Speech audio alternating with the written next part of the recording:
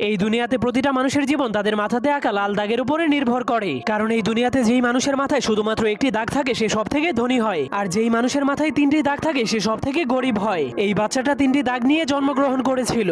এরপর সে ধীরে ধীরে বড় হওয়ার পর সে দেখতে পায় তাকে শুধু গরিব মানুষের সাথেই থাকতে হয়, আর যাদের মাথায় দুইটি দাগ আছে তাদের গোলামি করতে হয়। এমনকি তাকে দুই দাগওয়ালা মানুষের জন্য সারাদিনই কাজ করতে হয়, যার ফলে দুই দাগওয়ালা মানুষের বাচ্চারা তাকে মারলেও সে কিছুই বলতে পারতো না। এজন্য সে একদিন লুকিয়ে লুকিয়ে তার কপালের একটা দাগকে মুছে ফেলে। এরপর কাউকে কিছু না বলেই লুকিয়ে লুকিয়ে দুই দাগওয়ালা মানুষের রুমের মধ্যে চলে যায়। কিন্তু সে ভিতরে যাওয়ার পর দেখতে পায় সব দুই দাগওয়ালা মানুষের এক দাগওয়ালা মানুষের একদমই চাকরের মতো সেবা করছে, যা দেখার পর সে অনেক অবাক হয়ে যায়। এরপর সে বুদ্ধি খাটিয়ে তার আরেকটা দাগকেও মুছে ফেলে। কিন্তু যখন দুই দাগওয়ালা মানুষেরা দেখতে পায় তার কপালে এক দাগ, তখন তারাও তার সেবা করতে শুরু করে দেয়। তখন সে জীবনের প্রথমবার এত সম্মান পেয়ে অনেক খুশি হয়ে যায়। কিন্তু তখনই হঠাৎ করে উপর থেকে একটা মেশিন চলে আসে। এরপর সকল এক দাগওয়ালা মানুষদেরকে টেনে টেনে উপরে নিয়ে যায়। এরপর সেই মেশিন তাদের মাংসগুলোকে কেটে কেটে তিন দাগওয়ালা মানুষদেরকে খাওয়ার জন্য